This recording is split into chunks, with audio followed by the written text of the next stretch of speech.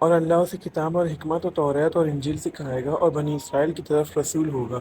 میں تمہارے رب کی طرف سے تمہارے لیے نشانی لے کر آیا ہوں، وہ یہ کہ میں تمہارے لیے مٹی سے پرندے جیسی شکل بناتا ہوں، پھر اس میں پھونک ماروں گا تو اللہ کے حکم سے پرندہ بن جائے گا۔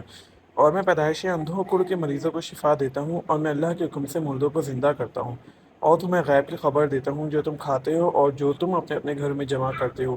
بے شک ان باتوں میں تمہارے لیے بڑی نشانی ہے اگر تم ایمان رکھو۔ ذات حضرت عیسیٰ علیہ السلام، مردوں کو زندہ کرنا، اندھے اور کوڑ کے مریضوں کو شفا دینا، اللہ کے حکم سے غیب کی خبر دینا، مٹی کا پرندہ بنا کر پھونک مار کر اسے اڑا دینا۔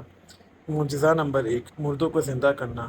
آزر، یہ حضرت عیسیٰ علیہ السلام کے مخلص دوست سے جب ان کا انتقال ہونے لگا تو ان کی بہن نے آپ کے پاس ایک قاصد بھیجا کہ آپ کا دوست مرنے والا ہے۔ حضرت عیسیٰ علیہ السلام اس وقت 3 دن کی مسافت پر تھے۔ آزر کے انتقال اور دفن کے بعد آپ عیسیٰ علیہ السلام کی قبر پر گئے اور آزر کو پکارا تو وہ زندہ ہو گئے، اور کئی برس تک وہ زندہ رہے اور صاحب اولاد بھی ہوئے۔ عاشر کی بیٹی، ایک چونگی وصول کرنے والے کی لڑکی مر گئی تھی۔ اس کی کچھ دن کے بعد حضرت عیسیٰ علیہ السلام اس کے پاس گئے اور اسے زندہ کیا، اور وہ کچھ عرصے تک زندہ بھی رہی۔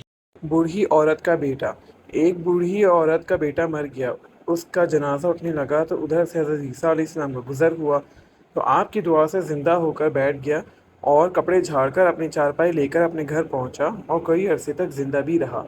حضرت سام بن نوح کو زندہ کرنا، ذکر کیے گئے 3 مردوں کو زندہ کرنے کے بعد بنی اسرائیل کے شریروں نے کہا کہ وہ مرے ہی نہیں تھے بلکہ ان پر سکتہ طاری ہوا تھا۔ آپ کسی پرانے مردے کو زندہ کر کے بتائیں۔ تو حضرت عیسیٰ علیہ السلام نے کہا مجھے سام بن نوح کے پاس لے جاؤ، آپ علیہ السلام کو مرے ہوئے 4000 برس ہو چکے ہیں۔ حضرت سام بن نوح کی قبر پر پہنچ گئے۔ حضرت عیسیٰ علیہ السلام نے اس میں اعظم ارشاد فرمایا تو حضرت سام بن نوح اپنے کپڑے جھاڑ کر گھبراتے ہوئے کھڑے ہو گئے کہ قیامت آ گئی ہے کیا؟ اللہ کے حکم سے غیب کا علم۔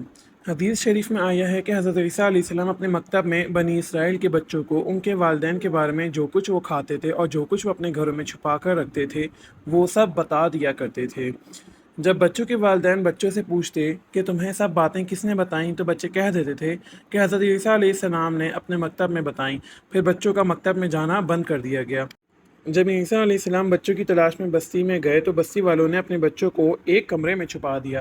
حضرت عیسیٰ علیہ السلام نے پوچھا یہاں پر کون ہے تو شریر لوگوں نے کہہ دیا کہ اس میں سور ہیں۔ حضرت عیسیٰ علیہ السلام نے کہا اچھا سور ہی ہوں گے۔ ان کے جانے کے بعد جب بستی والوں نے دروازہ کھولا تو سور ہی کو پایا۔ بنی اسرائیل میں چرچا ہو گیا، بنی اسرائیل غصے میں غیظ و غضب ہو کر آپ علیہ السلام کے قتل کے منصوبے بنانے لگے، نعوذ باللہ۔ پھر حضرت بی بی مریم علیہ السلام حضرت عیسیٰ علیہ السلام کی والدہ حضرت عیسیٰ کو مصر کی طرف لے گئیں، اور اس طرح آپ ان شریروں لوگوں سے محفوظ رہے۔